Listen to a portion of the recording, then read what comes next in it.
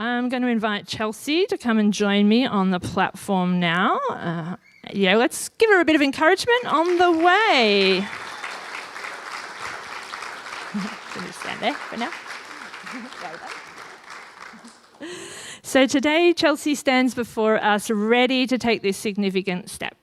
Her journey to this moment has been one of being formed in faith within her amazing, loving family and in this church as a whole, where she's been part of the whole church since day dot, and in different age-based ministries, like it was called Underground Station then, wasn't it? There's been youth, there's been even state youth games sometimes, and of course helping and serving in kids' church as well.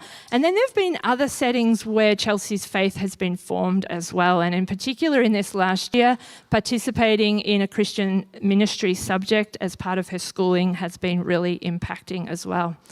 There have been challenging times to wrestle with. There has been seeking an encounter of God's love for Chelsea and for our world, reading the Bible, praying, maturing in her faith throughout those experiences. So as she prepares to be baptised, she is making a public declaration of her faith and her commitment to live a life that honours God. As a church community, we are here to support Chelsea in her spiritual journey. We celebrate her decision and her commitment to walking, and we are committed to walking alongside her as she continues to grow and live into her faith, and we will enjoy that continuing journey. We believe that baptism is not just an individual act, but a communal celebration, reflecting our shared commitment to Jesus and to one another, and that we are inspired and encouraged and nurtured by each other. So Chelsea's going to share her testimony with us now of seeking God and encountering God, and to witnessing to God in her life and to declare her commitment to God. After Chelsea has shared, Robin and Dave, extraordinary parents, are going to come and share some words of encouragement and blessing for Chelsea also. So thank you, Chelsea. Growing up in a Christian home, I always knew about God. I knew the Bible stories, I knew about his love, and I saw people around me so on fire for him. I wanted that too, to feel that same passion, but I didn't really understand what that meant. I'd read my Bible every day for a week, pray, do all the right things, but I was still trying to hide all my insecurities from God. I thought if I could just fix myself first, then I could fully come to him. But every time I tried, I ended up burnt out, tired, and defeated. And then God met me at my lowest. Last June, my life completely changed. I got really sick with a virus that knocked me off my feet and took everything from me. My energy, my joy, my peace, I could barely get out of bed. I didn't recognise myself anymore. Every day felt like a struggle just to function. For the amount of doctors and specialists I was seeing, I had barely any answers. I was exhausted and terrified. I had so much fear and anxiety about my body and what was happening to me. There were nights I'd lie awake crying, begging God to help me. I didn't understand why this was happening or if it would ever end. I felt so alone, even with so many people in my corner. But even when I couldn't feel it, God was there.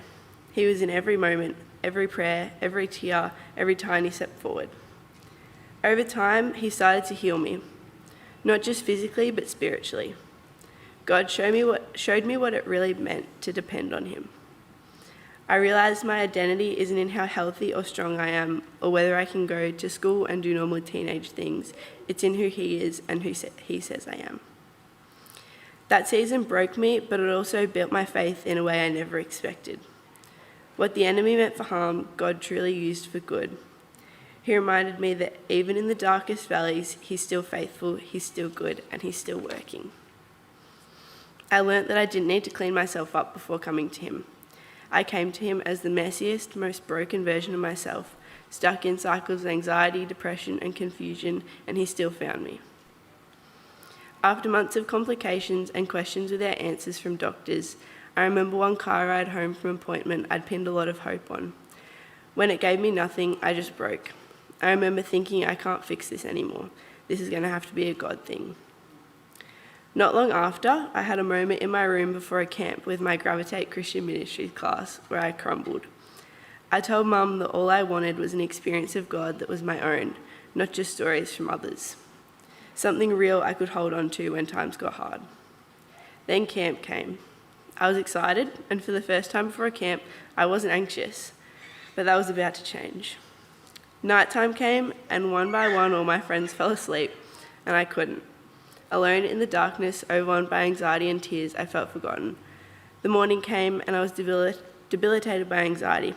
I spent most of that first day crying, having one of the worst panic attacks I'd had. I felt lost, abandoned, and like God had forgotten about me on a camp that was supposed to be all about him. But then I experienced God in the most real way I ever had. During worship, I felt his presence so strongly, more than I ever had before. It was like something inside me woke up. I felt this wave of energy, joy, and peace wash over me. For the first time in months, I felt alive again. I couldn't stop smiling, I couldn't stop worshipping. It was the most real, powerful experience of God's presence I'd ever felt. That evening, not even an ounce of anxiety was left. Considering my maybe 1 hour of sleep, the amount of energy I had was unbelievable, and that's only something I can thank God for. There was a time I truly believed I'd never get my spark back, never be the fun, goofy Chelsea that laughs at everything like I once was.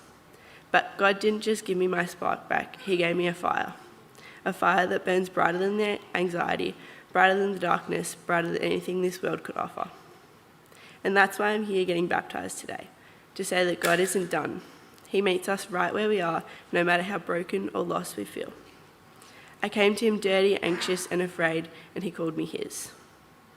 God worked through so many people in my life. Those who never gave up on me, encouraged me, and supported me the whole way. So thank you, church community, leaders, mentors, family, and friends. Thank you for showing up and inspiring me along this journey.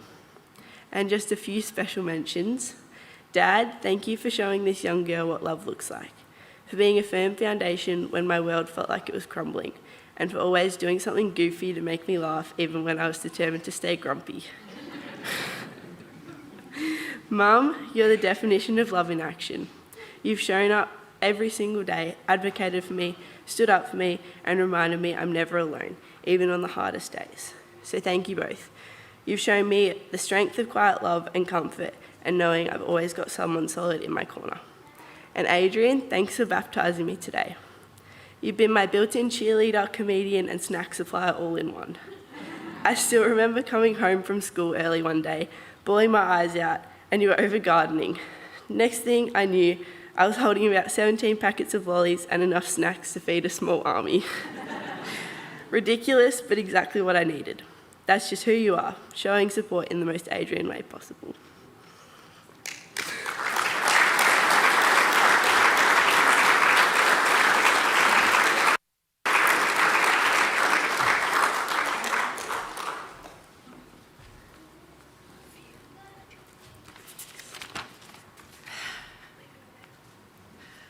It's hard to follow.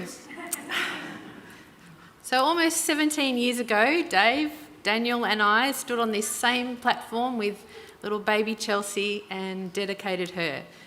And I just want to take a moment to thank this congregation for the way that you, and I know it's not all of you, but you have honoured the promises that were made on that day. I want to thank all Chelsea's kids' church leaders, her youth leaders, her Sunday chat leaders, and all the people who've mentored her, anyone who has stopped and chatted with her over the years, because she's grown because of you all. And I want to thank all the friends from school who've come to support her today. Thank you for your encouragement and input into her life. It has been a really special year this year with her Gravitate class supporting each other. And I'd also like to thank all of Chelsea's extended family for all of your support of her, for our village. It's pretty amazing, and thank you for coming today. I love that Chelsea has so much support in her walk with God from Dave, Daniel and I, as well as grandparents, uncles, aunties, cousins, and the list goes on. So we really only have the privilege of walking closely through life with a few people. And it's my absolute privilege to do life with Dave, with Daniel and Chelsea. And as Chelsea is baptised today, I think back over all the decisions she's made in her life up to this point. Decisions to follow Jesus, to learn more about him, and to serve people.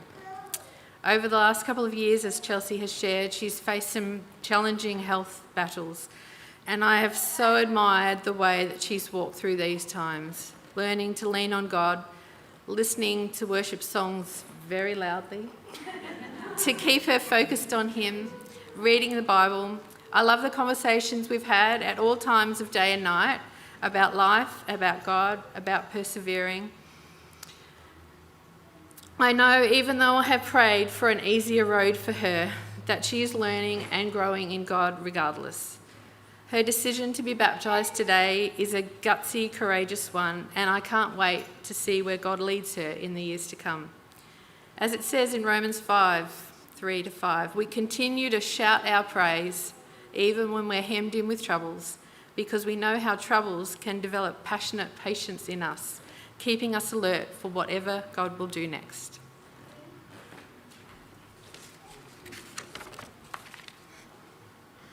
Now, Robin talked of a very special occasion 17-ish years ago on this very platform.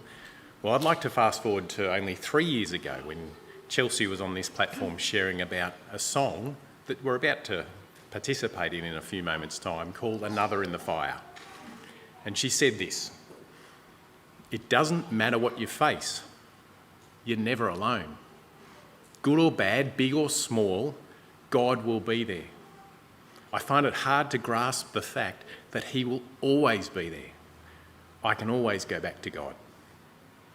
Chelsea, we want to encourage you for the way that you embrace faith in God and invest in your faith in God, your unique, life-shaped and God-shaped faith.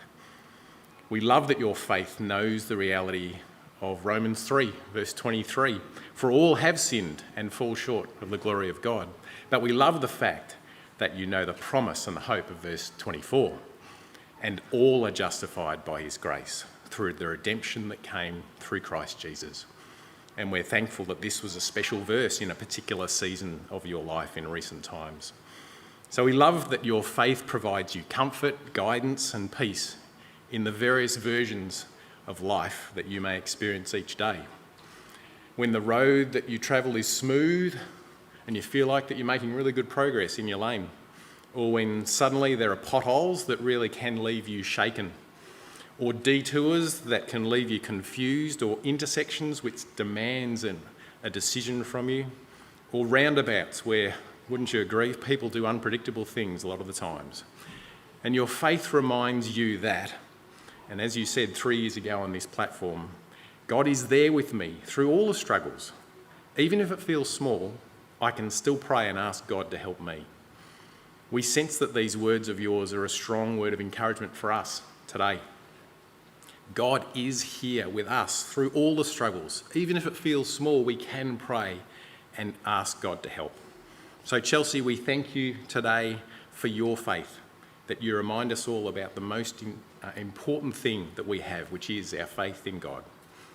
And thank you for the blessing that you are to all of us. And as my grandma wrote in every card that she ever wrote to me, may the Lord bless thee and keep thee.